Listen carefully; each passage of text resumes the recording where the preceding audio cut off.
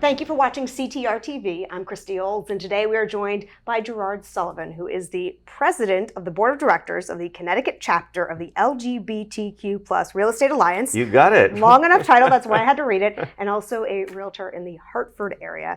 And Gerard, tell me a little bit about the Alliance and the chapter. Let's start with the chapter, which only formed a few months ago. A few months ago in March, we're locally here in central Connecticut, but we do cover all of Connecticut. As we get larger, we're hoping to branch off and have chapters that cover different parts of the state. We started with 10 people about 3 months ago, and we're up to 35 members right now and looking to continue to grow. Let's talk generally about the LGBTQ Real Estate Alliance, which founded nationally in 2020 and is growing each year, evidenced by the formation of a Connecticut chapter this year, right? Correct. Currently a little over 50 chapters nationwide. And the purpose of the Alliance is really threefold. It's to advocate, elevate, and to celebrate.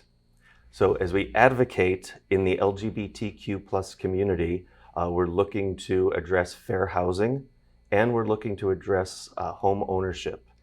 Currently, the LGBTQ community lags about 15 points behind the national average in home ownership. So we want to educate people on how to build their portfolios and develop their generational wealth.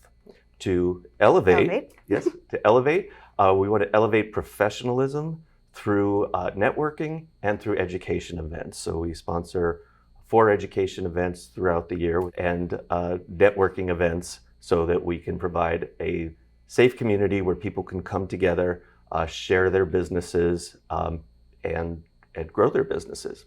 And finally, celebrate the diversity in everyone.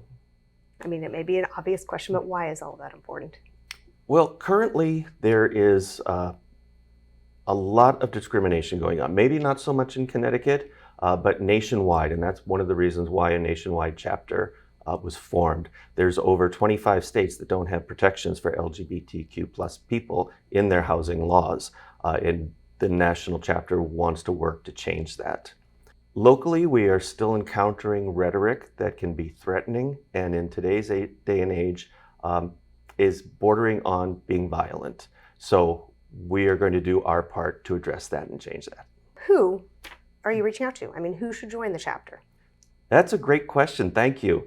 This is anyone who touches the housing industry, not just realtors, lenders, attorneys, but photographers, house cleaners, landscapers, waste management, construction. Anybody that somehow touches the housing industry, we would love to have you come and learn more about the chapter. And not just members of the LGBTQ community, but also allies, correct? A very important part, yes. Allies are very important to us, particularly right now. So it is not just limited to LGBTQ people. It's anybody that has a desire to get involved and wants to be a part of this great community. What is the main benefit then? I think a sense of community, and working towards goals that we believe are the right thing to do. Okay. How did you get involved? I mean, obviously it's a national chapter, it's a national organization. How did you get tapped to be the president of the board of directors of the Connecticut chapter? Well, it began a little over a year ago, maybe a year and a half ago, and the national president was speaking on a panel here in Connecticut, a panel on discrimination, diversity, equity, inclusion. During the course of his discussion, he mentioned that they have local chapters and there wasn't one in Connecticut.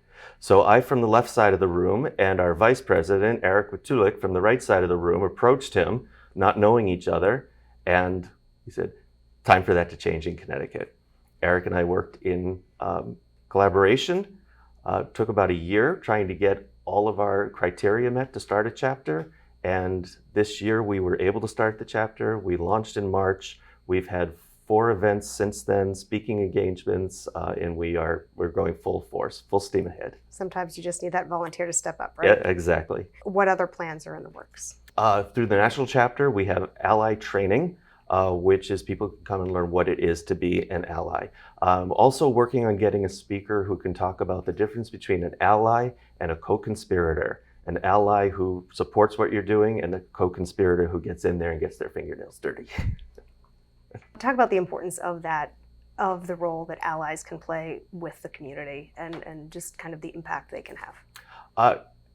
Allies are able to tell the story as we are to a much broader group of people, to discuss what we're doing with their families, with other work members. Allies are important when they stop little bits of aggression, like when a joke is made or something like that. They can say, you have the right to say that joke, I don't want to hear it, that type of thing. So we can get the word out that we are here, that we exist, and we're doing good work.